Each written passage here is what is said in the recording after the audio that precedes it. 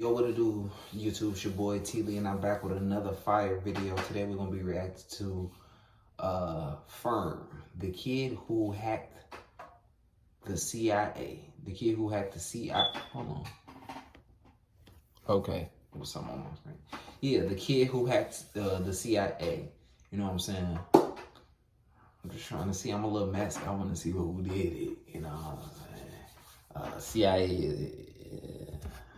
I don't know. It's October 2015, a chilly day in autumn. John Brennan receives a weird phone call. It seems to be coming from a stranger. He hesitates a second, then picks up. Hello? John Brennan? Who is this? You're a f***ing loser. If John Brennan hadn't been John Brennan, this might have looked like an ordinary prank call. But John Brennan happens to be one of the most powerful men on Earth, the head of the CIA. Who is this? How did you get this number? It was so f***ing easy, bro. You're such a What do you want? I don't want anything. I already f***ing own you. How much do you want? We want $5 trillion. The US government will classify this call as part of a larger conspiracy of identity theft, harassment of government officials, and cyber terrorism. The caller will pay a heavy price for this moment of trollish glory. Why are you doing this? We want you to stop bombing the Middle East. Across the Atlantic, in a house in the West Midlands of England, a 15-year-old kid in his room, the phone still in his hand. He can't believe what he just did. He calls himself Kraka, and he loves to smoke weed. In fact, he's high right now. He's also the leader of Crackers with Attitude. He and his companions terrorized and embarrassed the U.S. security apparatus to a near incomparable degree. They leaked the personal data of police officers, FBI agents, and DOJ officials. They hand-delivered top-secret documents to Julian Assange. Some of the most publicized hacktivism attributed to Anonymous. They call themselves Anonymous. Yeah, it was actually them. In part for the lulz. And this is their story. This was politically Teenager sabotage. hijacked the computers of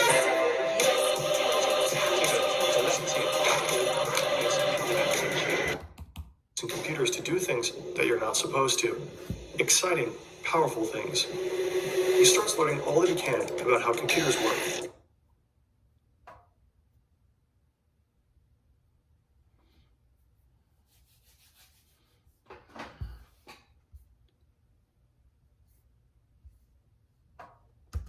And how to get them to bend to your will. 2008 was an exciting time to get into hacking. The decentralized hacktivist group, Anonymous, was in its heyday. If you managed to get into their secret chats, you got a front-seat view of their actions. Anonymous is one of the biggest online vigilante groups. Members actively companies and governments. Now a worldwide and widely recognized hacking group. hackers with the group Anonymous. Citizens of the world. We have seen the erosion of due process. Anonymous has struck again. Young Default is fascinated. Anonymous embodies an exciting spirit of freedom through chaos. They showed how you could force the whole world to pay attention without you having to leave your bedroom. Some Anonymous actions are political, some are just trolling. And Default, after tasting this very new kind of power, is keen to learn everything he can about hacking. He starts to hack random websites just for the challenge of it, just to see if he can. But after hanging around Anonymous's chats for a while, he starts to find the group, well, cringe. For one thing, it's crawling with feds. People are getting arrested, and it's tough to know who to trust. Anonymous has become so big that vetting people becomes difficult. There's tons of infighting and doxing. Since it's the only hacktivist group most media outlets know about, Anonymous keeps getting credited for the work of other, often more sophisticated hackers. It's a mess. So Default gets involved with offshoot hacker groups, one of them called AnonSec. The group positions itself as anti-Anonymous. But similar to Anonymous, AnonSec performs operations, hacking initiatives that sometimes have a political purpose, and sometimes are just, as one might say in 2008, for the lulz. Bro, this type of stuff, it really be blowing my mind, like the energy that they put into this. Like, if they would take this and use it for good, Or use it in a legal way that you can make money from it. Why would they do it in a way that can cause harm? I don't know. I'm not gonna pause no more. We just Hated recording that. AnonSec is quite advanced, and Default gets better and better at the game. The group controls a botnet. A botnet is essentially a large pack of infected computers under someone's control. You can use those computers to further spread malware across the internet to make the botnet larger and larger. Or you could, for example, attack a server with it in order to overload it. Default is tapping around AnonSec's botnet and gets curious about what computers they've actually gotten under their control. He finds that one is a server of the Canadian Medical School, Windsor University. Suddenly, Default finds himself with direct access to the university's finances. He pulls up records of students who owe the school money. It all adds up to $9.4 million. And at the bottom of the list, something very tempting. A delete all button. How could he not push it? These people might, really enjoy having their slate wiped clean, as it were. If you look, some of them owe a substantial amount of money, like 70,000. I think some people owed upwards of over 100,000. It's a lot of money, you know what I'm saying? It's just like perpetual debt that sometimes it just lasts for decades. So, just deleted everything. I went into the PHP shell and just sent everything to dead null, just shredded it. So whatever I sent there is just not coming back. This is from the podcast Darknet Diaries. They have a fantastic episode with Default.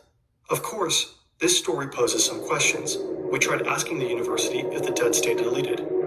They did not answer, but usually student loans have multiple on and offline and offsite backups. There should be hard copies of the student's signed loan agreements. However, Default feels like he's really doing something at the time. There is a certain rush to committing a crime when it feels like doing the right thing. Other hackers might have used the sensitive student information to make a profit. There's actually a shadow industry worth billions surrounding our most sensitive data. So-called data brokers gather all the info available about us on the internet, your contact information, browsing history, and online transactions. This data is often bundled into shadow profiles, which are then being sold. You might receive a tailored mail or a robocall based on your shadow profile. In the worst case, someone might try to steal your identity. Incognito helps you remove your data from the numerous lists of data brokers. The only thing you have to do is create an account and allow Incognito to act on your behalf. Afterwards, you can easily track the status of all the requests in the dashboard. Check out incognito.com/FernTV for an exclusive 60% discount. All right, we ain't doing this. Oh, okay. Them dog brothel. Denmark. Other European countries, Germany, the UK, are motivated by altruism rather than just curiosity. As recently as 2014, bestiality was legal in Denmark. Other European countries, Germany, the UK, Sweden, had recently banned it. What this meant for Denmark was an increase in animal sex tourism. For years, Danish animal rights activists tried to bring attention to this. They called them dog brothels. So sick. It's so crazy. And I had a dog, so that really pissed me off just thinking about the fact, what if someone took my dog and that happened to my dog? I would freak out. So, as Default describes it, Animal he sex? and other AnonSec hackers lend their technical skills to the animal rights movement. So I think we took down the official Denmark government website, and then we actually defaced it, and said, did you know that your government allows bestiality? And there's bestiality dens where people can go and pay money to do these things to animals.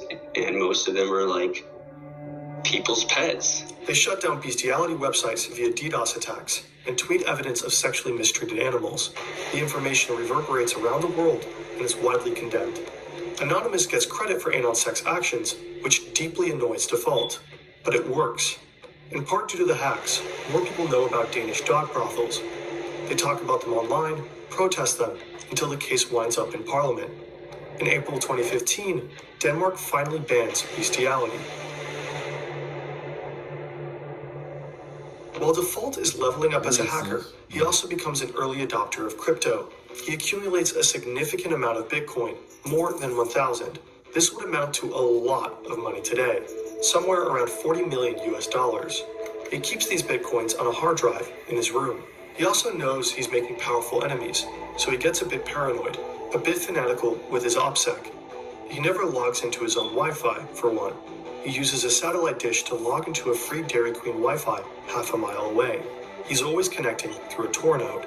Every time he turns off his devices, he makes sure they're encrypted. When he turns them back on, he has to wait 30 minutes for them to decrypt. For the most part, he never tells anybody what he is doing. He knows he has a lot to lose. Ultimately, it won't be enough.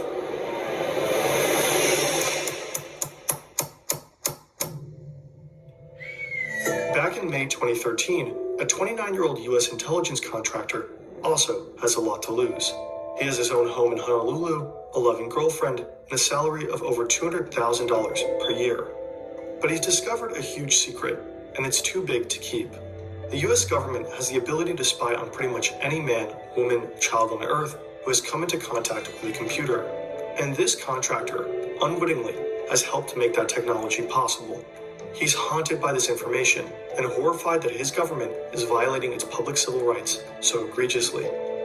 He knows that revealing this information to anyone, a lawyer, a judge, or even Congress, would be committing felonies so severe that he would spend a lifetime in prison. He's worried he'll never see his family again, and he doesn't know what consequences they'll encounter if he blows the whistle. But he has to do it. He's been quietly collecting evidence of this secret for a while, and he's just downloaded the last documents.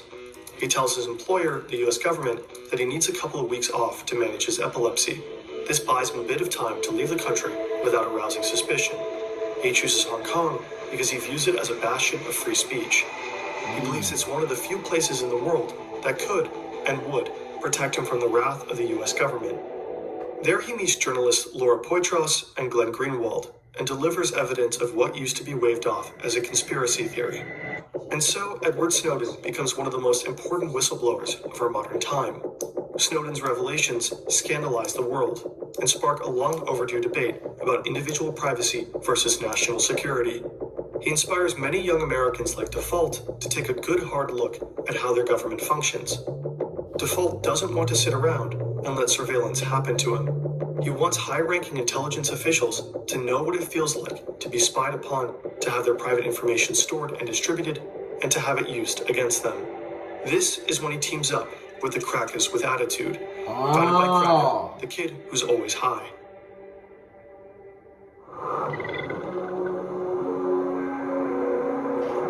Leicestershire, England, 2015. In a housing estate on the outskirts of a sleepy former mining town, there's not a lot to do except get high or go online. In the case of 15-year-old Cracker, he spends his time doing both. He's angry about corruption, about surveillance, but in particular about the US's involvement in the Middle East. He becomes especially focused on Palestine and sees the US as directly responsible for death and suffering in Gaza. He decides to do something about it.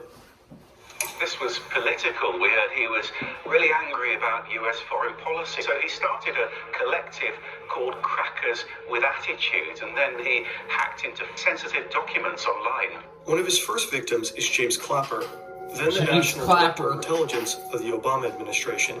Clapper, one of the highest-ranking members of the intelligence community, had his phone number and address waiting to be found with just one Google search. This provides Cracker with enough information to hack into his email. He posts proof of it on Twitter. This is why the internet is so scary. You gotta be cautious out here, bro. You gotta be cautious out here. This girl not too long ago got her Instagram hacked. I don't know how. And yeah. Which catches Default's attention. Cracker then gets the phone calls to Clapper's house phone rerouted to the Free Palestine movement. Default tweets his respect to Cracker, and the two start chatting. Edward Snowden himself has given James Clapper a very special shout-out in an interview with the German broadcaster ARD. Unfortunately, that interview was blocked from US and German television networks. Apparently, the video is immediately taken down every time it's posted on YouTube, so we'll only show the quotes visually. I would say sort of the breaking point is seeing the Director of National Intelligence, James Clapper, directly lie under oath to Congress. What we do not do is spy unlawfully on Americans, or for that matter, spy indiscriminately on the... They capping, bro. This is why I like this video. because my favorite movie is based on stuff like this. Enemy of State with Will Smith in it. If you ain't watched it, you gotta check that out. And Hackers. Hackers is my favorite, one of my top favorite movies that in this category and stuff. You know what I'm saying? Citizens of any country. We only spy for valid foreign intelligence purposes as authorized by law, with multiple layers of oversight to ensure we don't abuse our authorities. Kraka and Default are livid. Kraka and other hackers loosely connected with CWA team up to target more high-ranking members of the intelligence community. They want to embarrass them and to show them that they aren't as powerful as they think they are. At the top of their list is John Brennan, head of the CIA. Oh, snap.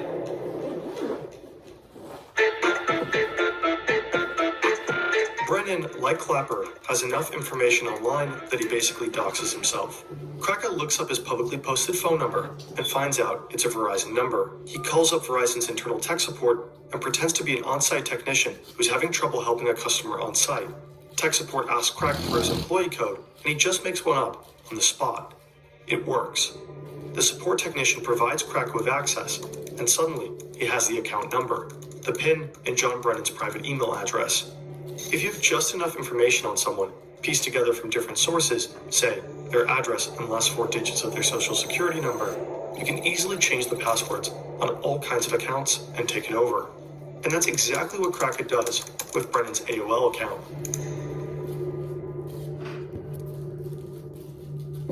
Once he's in the email account, Kraka gets Brennan's private cell number and shares it with Default.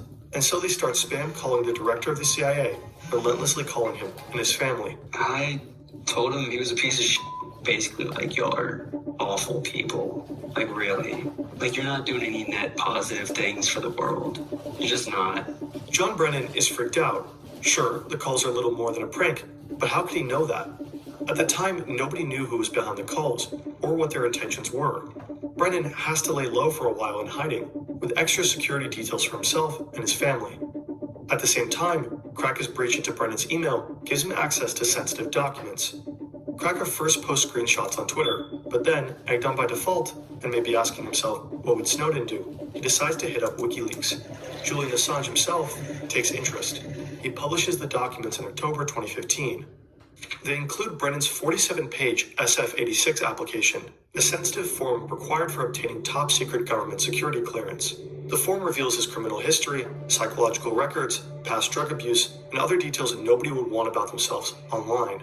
Not only that, from Brennan's emails, WikiLeaks publishes Bush-era recommendations for how the presidency should operate in the Middle East. There is also an internal congressional correspondence from the Senate Select Committee on Intelligence that offered suggestions on how to make future interrogation methods, also known as torture, compliant and legal.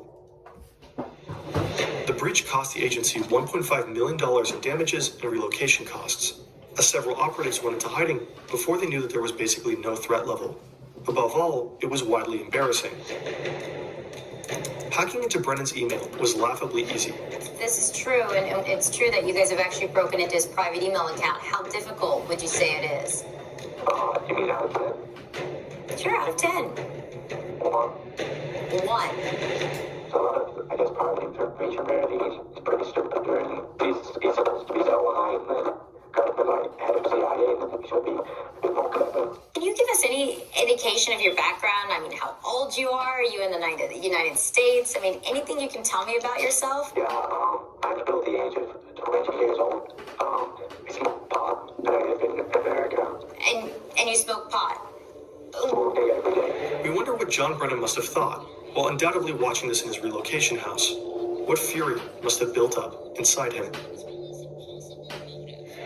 The CWA aren't done. They release more and more information.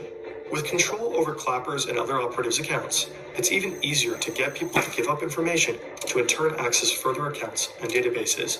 They gain access to FBI's Deputy Director Mark Giuliano's account. There, they discover a database with personal information of 9,000 Department of Justice officials and 20,000 FBI agents. They post it. They then get access to the Justice Department's Joint Automated Booking System, which has records on all U.S. prisoners. They check out the records of fellow hackers like Jeremy Hammond and post those online as well. They wreak havoc and embarrass one institution after another.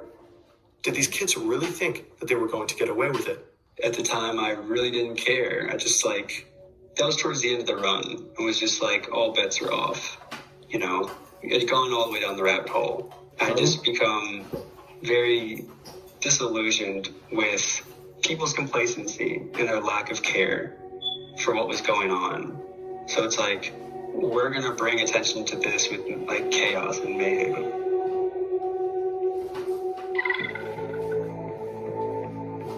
Kraka knows his actions have poked a very big bear. He knows there will be consequences. He just doesn't know what they'll exactly be. I'm gonna go to Russia and Tumor Snowden because I know the beef I'm gonna pretty mad about this. I'm not gonna get tortured. I'm actually pretty fast about that. Default is paranoid the whole time, constantly worried about his OPSEC. But he let his guard down. Default became involved with an ex-girlfriend of one of his friends. According to him, he asked his friend in advance if it's okay with him. The friend says, sure, go for it. He's way over it. But he isn't. Default and his friend are hanging out one night, drinking and chatting over Xbox Live. I slip up for the first time ever, being f***ing arrogant and cocky. It comes on the news, CIA director hack, blah, blah, blah, all this stuff. And I'm like, yeah, that was us, blah, blah. I was like drunk talking and just totally like gave myself away. He never thought his friend would do anything with that information. Hell, he didn't even think his friend would necessarily believe him. But today, Default is pretty sure this friend turned him in. When the FBI raids you, they don't knock politely.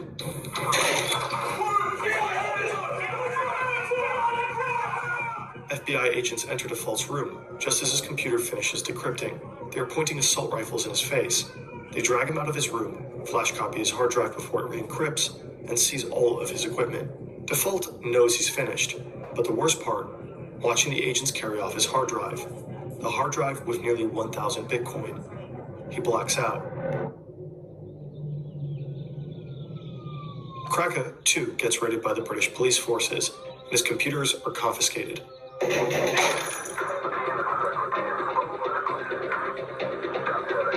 One other CWA member gets arrested in the US, and 3 more in the UK.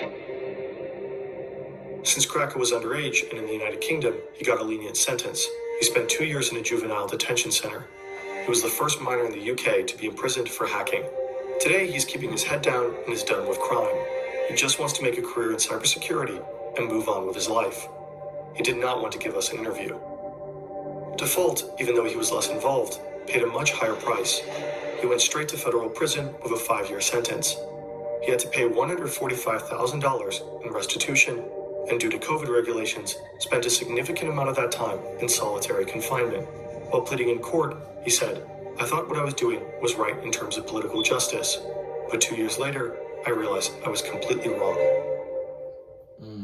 Snowden, too, didn't have a relaxed time fighting asylum in Russia. Shortly after his leak, intelligence officials publicly fantasized about killing him. Whether you're a principled whistleblower who truly understands the significance of what you're leaking, or a stone teen furious at the world's injustices, messing with the US government will change the course of your life forever. So make sure it's worth it.